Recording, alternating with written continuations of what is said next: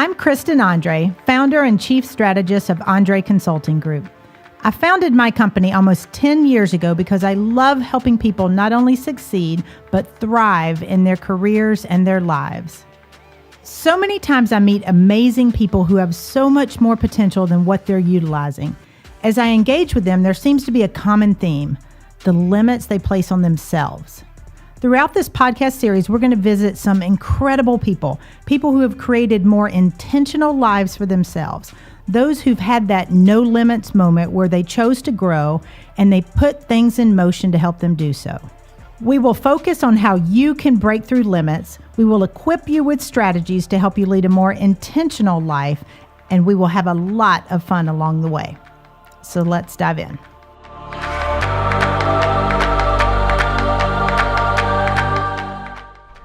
Hello, everyone, and welcome to No Limits with Kristen Andre. We are here today with Michelle Khouri, who is a marketing strategist for podcasts and for arts and culture, and she is also the host of the Cultured Podcast. So welcome to the show.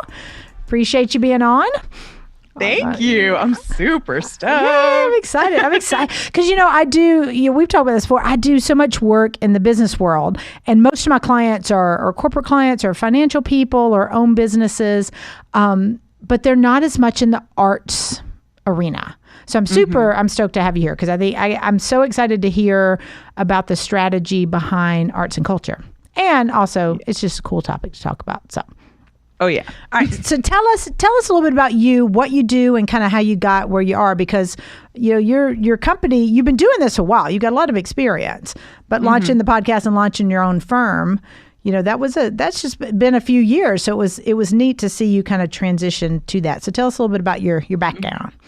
Yeah. Well, actually, it's only been like a year and change since I started Creative Powerhouse.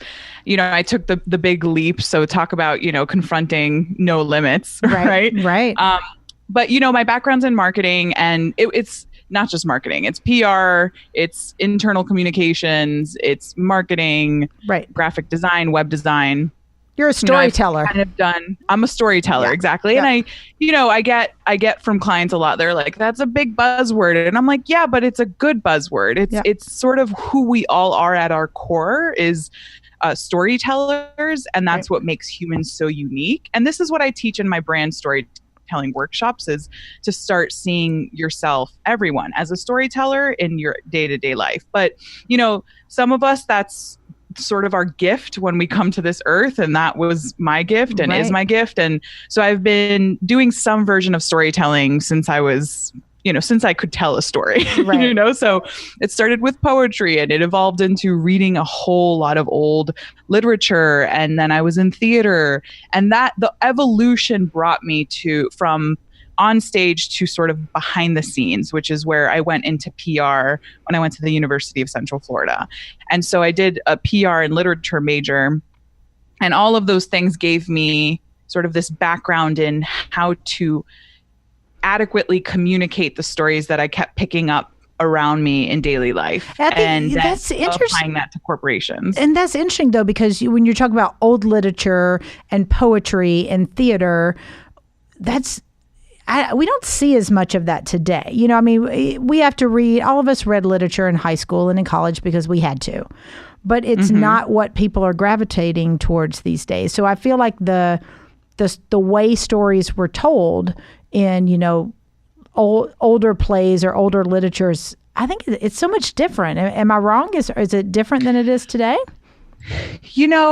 I think it's starting to make a resurgence, like reading in general, and the culture of literary appreciation, I think, is making a comeback. Okay. And I think it has to do with the fact that, all these digital technologies came out and we all dove into them, and we were just like, books are old school now. And then we realized, well, there is this tactile experience with an actual book. And there is this really beautiful way of connecting to human history through old literature, and old literature from around the world. Now, time and place where I grew up, I just have always connected a lot to English culture, like British culture. Okay. So I love the old English canon, and I studied Shakespeare extensively when I was younger. And so I'm really drawn to that. And I think it's really exciting that it's making a comeback because, like you said, we sort of lost interest in old canons of sort. Right. And they teach us so much about the purity of language and communication and how to be really coy without being so on the nose in a lot of writers like Shakespeare. I mean, the intricacies, the nuance of how he told a story without even telling the story a lot of the time is like brilliant. It's genius. So, and that's what I now am able to apply, all those lessons and that knowledge that I've gained throughout the years, I get to apply it for businesses. And, you know, for a long time, it was corporations that, frankly, I didn't really care that much about. They were a paycheck, and I'm a purpose-driven person. So I just felt myself sort of slowly disconnecting and feeling just like lethargic about life and, you know, disassociated from it. And then finally, that's what pushed me to quit my last job, which was as a magazine editor. And so that taught me a different layer of storytelling and interviewing and everything. But I finally quit my job and I decided, well, I'm super passionate about arts and culture. I'm super passionate about telling stories about society and human history. And so I'm able to build a business around myself that caters to telling the stories for businesses in industries that I'm really passionate about, like podcasting and arts and culture. Yeah, but I think that's huge because so many times, I mean, corporate communications can get a little dry.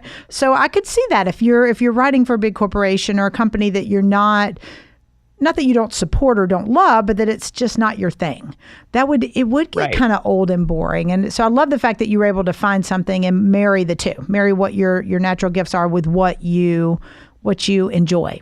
So the arts and culture. Yeah, but you know, it's starting to be sort of what I preach now with brand storytelling is it doesn't have to be boring. I think corporate storytelling in the old days, like when I did internal marketing for this massive utility, Florida Power and Light and NextEra Energy and out of Florida, when I did internal marketing for them or executive communications, it was all very, very dry. And I think that used to be the way we saw it. It was like a corporation is speaking, so it must be this like big, cumbersome, technical language. And now, no matter what field you're in, you can approach your words with a sense of humanity and authenticity, and it makes it fun and it makes it much more engaging. And it makes you seem like a real person because, you know, a lot of my clients in my practice, a large percentage are in the financial space.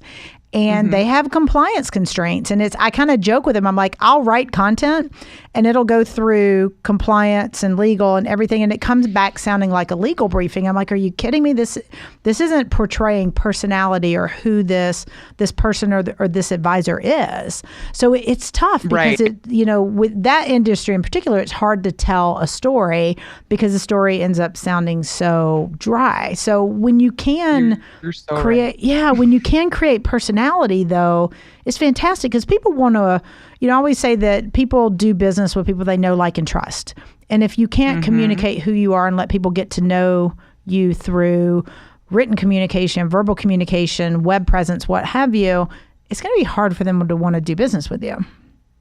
Oh, totally. And listen, bless your heart, because you're right. Like, that's actually one of the hardest industries, like financial, any industry that's highly regulated and that has so many rules about the very specific words you can and cannot say and the circumstances under which you can and cannot say them. That for me is a huge challenge. Yeah. I've very lightly worked in financial services and I've worked in legal extensively and things like that. And it's that for someone as creative as me, like not just creative, but whimsical. I can get real whimsical.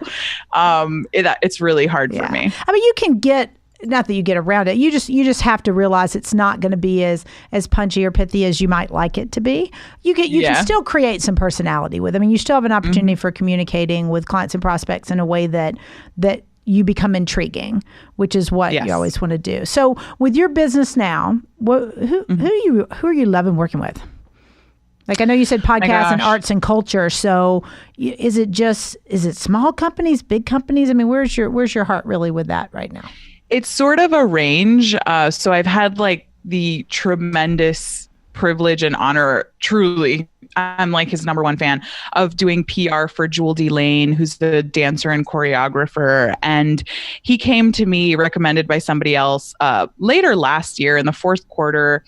And he was like, I don't know. I just feel like I need to start building momentum around my name. And, I saw him perform and I was dumbstruck. Yeah. He's incredible, like a true, awesome, incredible talent. And so when I get to represent a brand or a person who I am a deep fan of, that's my number one. And so we were able, he was on, he was one of the dancers on Jesus Christ Superstar live in concert with John Legend, which was just nominated for 13 Emmys or something like that. Fantastic. Yeah. It was incredible. Yeah. And so, to get to be there with him during the dress rehearsal of that show, it was just like, that's my dream come true, is to work with those kinds of people and brands. And so, I've gotten to work with authors. Like there was this one author I worked with, Rebecca Vaughn, who re-released her father's book, and he was in the Secret Service for 20 years and wrote a memoir about what it was like to be there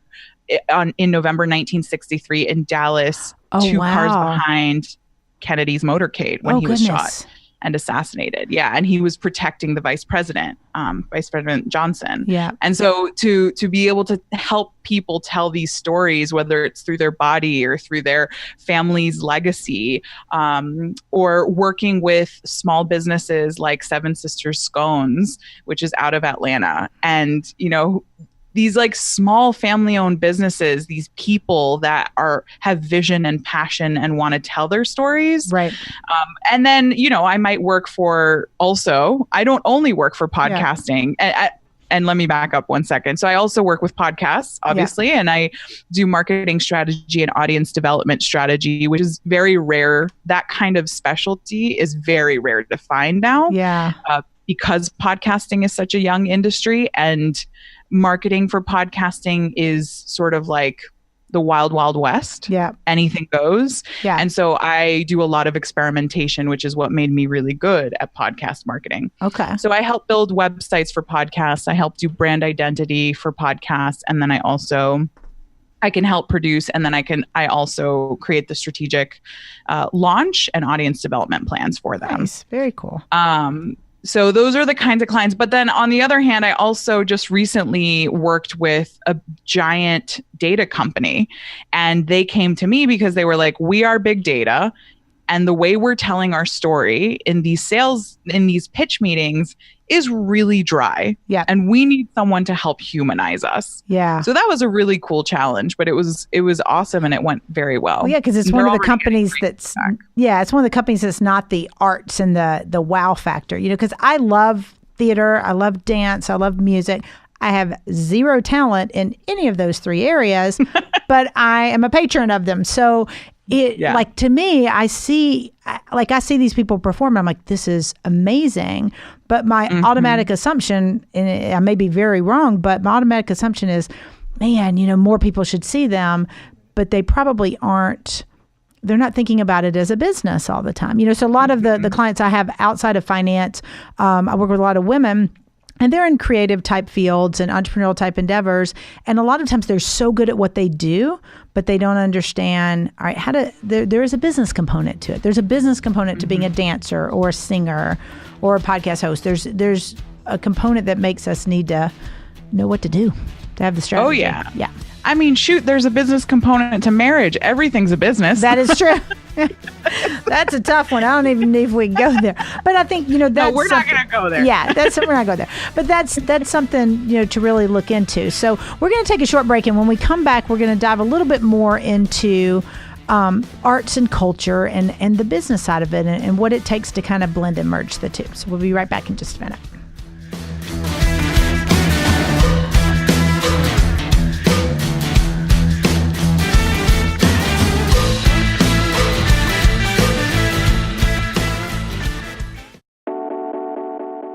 Hey everyone, it's Kristen. Be sure and visit my website at www.andregroup.com. That's www.andree group.com. And while you're there, be sure to download my white paper, Top 10 Reasons Your Business Isn't Growing Fast Enough. Now get out there and create your no limits moment.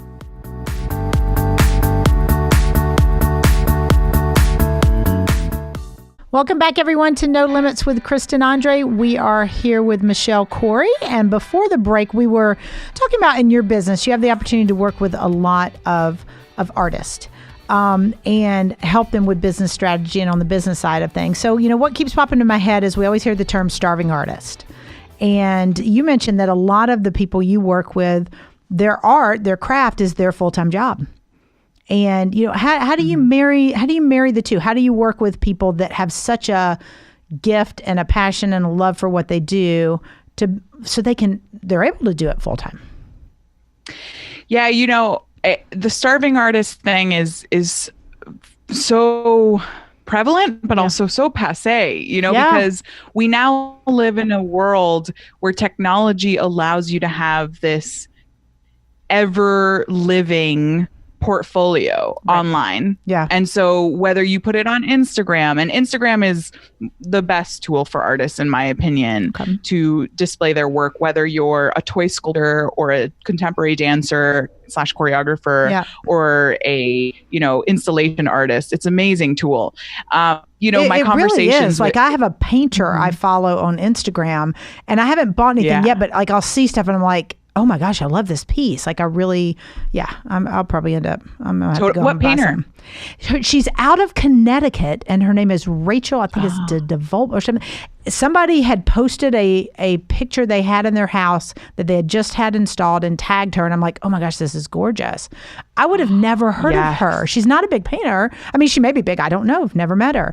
But I would have never seen her work if it weren't for my friend in Missouri who bought one of her pictures. Which is kind of cool. Exactly. Yeah. It's so cool. It's so cool that artists get to have that kind of exposure. Yeah. And nowadays, if you're an artist and you're on Instagram and you build a following through Instagram, you can get major endorsements, you can get major deals and major corporations.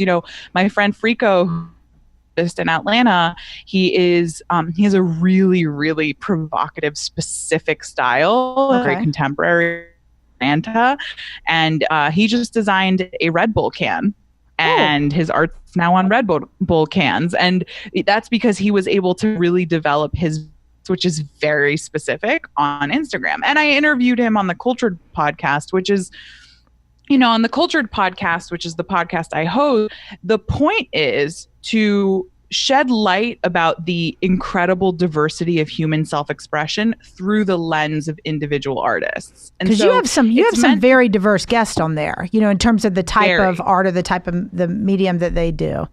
Okay. Exactly. I mean, I have everything from, Doc Lawrence, who's an incredible, very Southern, old school storyteller, to Frico, who is a bold, provocative street artist, to Monica Campana, who heads up the nonprofit Living Walls here in Atlanta, where they paint murals around the city to try to start dialogue and conversation, to Jewel D. Lane, who I mentioned, who's the dancer choreographer, to Broadway stars. And one of the biggest ones, of course, is the director of the show Atlanta, Hiro Murai, who also directed the video This Is America by Childish Gambino. Very cool. Which exploded and was viral. So it's really about the very many forms that humans express themselves, which is what we call art. And I dabble also in the culture of certain places. So when I travel abroad, I might do an episode about that country. So my first episode is about Iceland, and Icelandic culture and history is so cultured. So anyway, through the Cultured podcast, I interview artists, and we inevitably talk about how they make a living and what it took to make the leap, to take that leap to become a full-time artist. And the bottom line is, you got to look at your art like a business. You have to. Yeah. And it's very romantic, that whole like romanticized, like, oh, I'm an artist in Montmartre in Paris, and I'm broke and I afford my baguettes and my cheese. But that's like from like the 1970s. Right. Inflation, but that's kind of what stuck in a lot of, see, I was around in the 70s and you might not have been, but that's, I think for a lot of us, that's what stuck. I know. So that's what stuck in a lot of our heads, is because we think, oh, starving artist. And I know that's not the case, but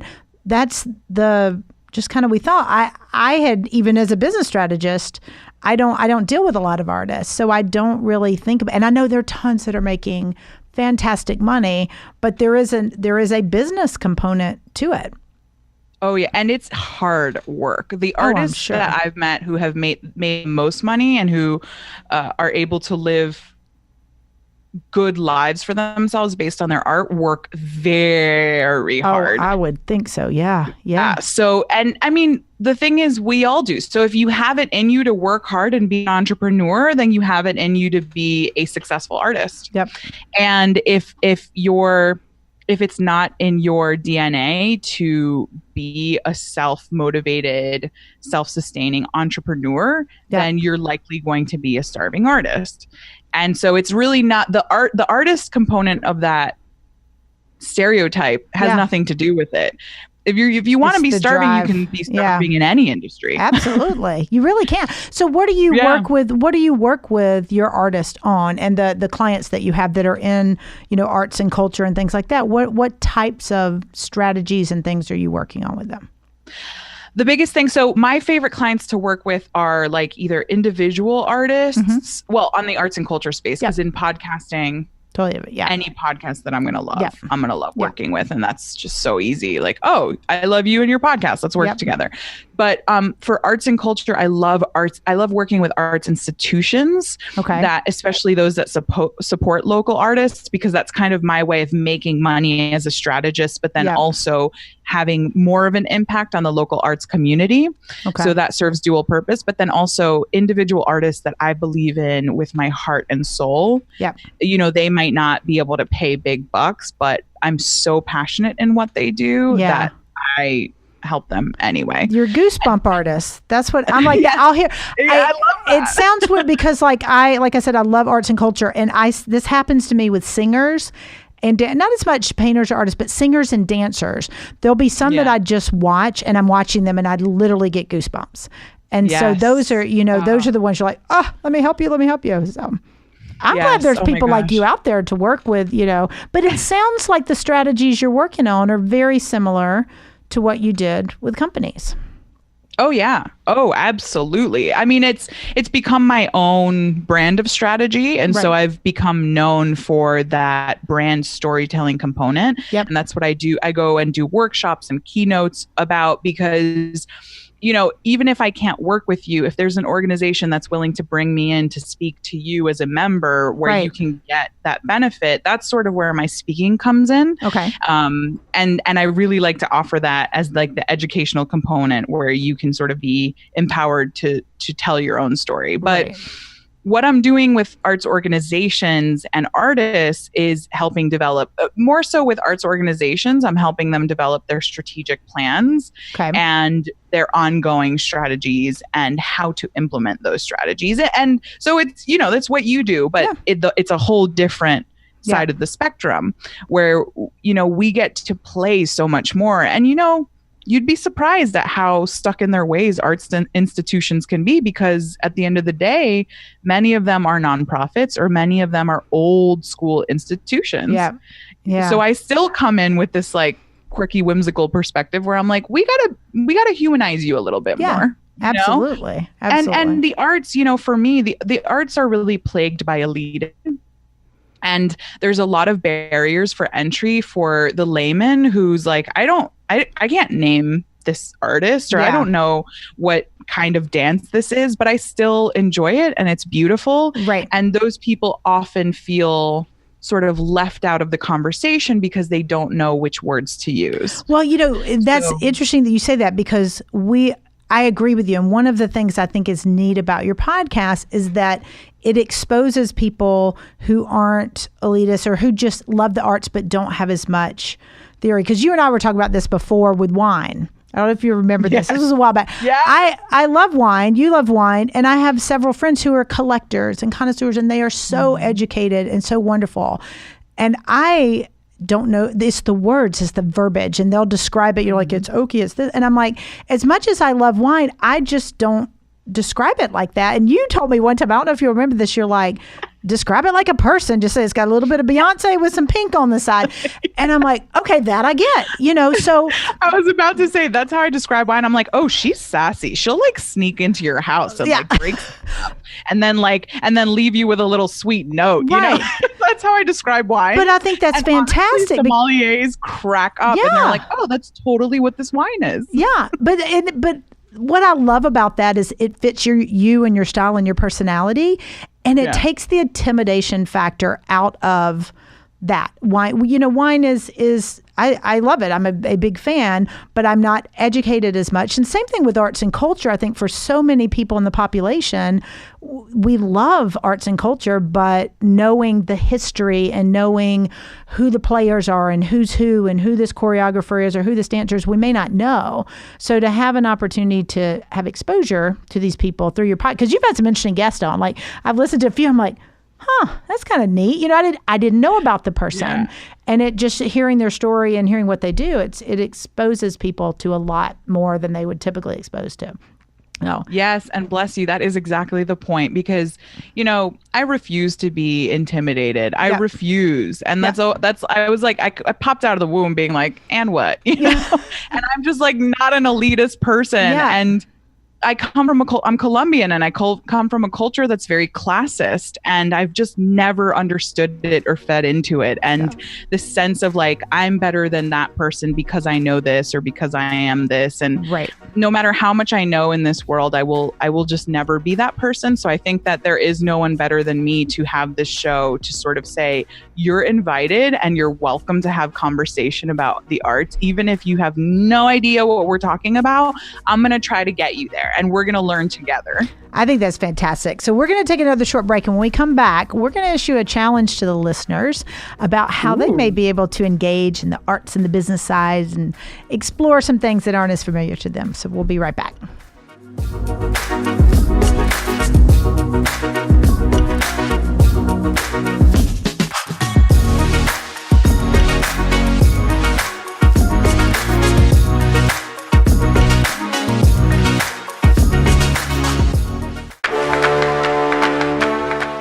Hey everyone, check out my podcast, No Limits with Kristen Andre, on Tuesday nights at 7:30. We will tackle the things holding you back and the limits you set on yourself and equip you with some strategies to lead more intentional lives. Podcast launches every Tuesday at 7:30 p.m. on facebook.com/Andre Group. That's facebook.com/ANDREE Group. We'll see you there.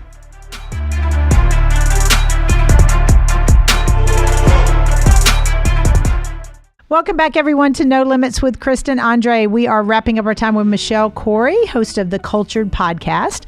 And before the break, we were talking about the artists and the type of people you have on and kind of how exposure to the arts, and the creativity behind it and the craft behind it is something that we should all enjoy and explore, but that not all of us do. A lot of times it's because we're not comfortable. A lot of times because we just don't know what to do.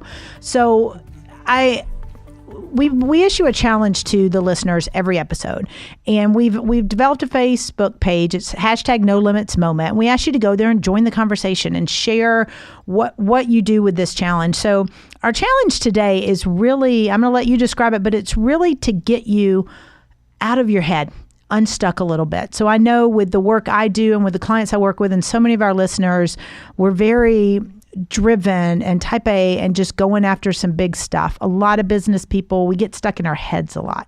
So I'm going to let you issue the challenge to kind of help us get unstuck. Okay, so the challenge is we want you to go to a gallery or an art museum or an art institution of some kind and find a piece that speaks to you. For whatever reason, it stops you in your tracks and you just want to stare at it. So then bring a notebook and a pen with you, and we want you to develop a super short story about inspired by that piece, or maybe about what's happening in the world of that piece. Even if it's abstract, like super abstract, just brush strokes, or maybe it's a canvas that's all red. Anything, tell the story behind that painting. And what this does is it really gets your gears unrusted, because we're all so stuck in what we do on a day-to-day basis. This is an exercise that I developed for myself to get the creative juices flowing. Yeah. And so it really snaps your brain out of the usual synaptic connections that are firing in it and get it firing a whole different way. And all of us, whether you're in business or finance or art, benefit from that. We benefit from being in a state of play and creativity and imagination. And I think that's fantastic. And it's been a while since I've been to a gallery. Now that you're saying that, I think it's probably been, 6 months or a year since I went and saw an exhibit. And Perfect. I used to go a lot when we lived right outside New York City, because there were tons there to go to. But there's a lot, I think in any town you live in, there's somewhere you can go to see some form or piece of art. So, there's always at least one little gallery, you know, but luckily in Atlanta, we have tons of galleries and fascinating institutions. So we have lots to pick from here. But even if you go to like a sculpture park, you know, if you have a sculpture park nearby, like there's one in Astoria near where my people live there. And you know, you go to a sculpture park, stop and think about what this sculpture is telling you, and create a wild and crazy short story. No rules. I think that's fantastic. And regulations. Well, just slowing down enough to get out of your normal routine and stop and go somewhere you don't go every day. I think that first and foremost is going to be big for a lot of people. But I love your idea of kind of writing a story about it, or what's happening, or what you're seeing or feeling looking at the piece. It was funny you said, even if it's just a red canvas, which is interesting that you say that. That tends to be the art I'm drawn to. Just the one. Really? I'm very abstract. I like abstract in terms of paintings, but I'm typically drawn to ones that are either like a little variations on color, but not a lot. You know, but I've never, as many times I've been to art galleries, I've never stopped to write and see what comes out. So I think that's a fantastic challenge. I mean, that could be a really fun activity if you have a family. Yeah. You could do it with your girls, you know. You guys could all go to the museum and then find your own pieces, sit down for your 15 minutes or whatever, however long you want to take. Yeah. And then share your stories with each other. I think that'd be cool. I'm sure I could convince them. I've got some couple artsy ones in the bunch. So, all right. So that is your challenge, everyone. Direct from Michelle Khouri, host of the Culture Podcast. We want you to join the conversation, though. Let us know what you do. Tell us your story. Snap a picture if you can, depending on the rules of the gallery. Snap a picture of what you're doing and let us know what you did with this. So find a place to enjoy art, write a story, and just get out of your head a little bit. I think that'll help you push past those limits and get those creative juices flowing again. So Michelle, thank you so much for being with us. And until next week, keep pushing past those limits.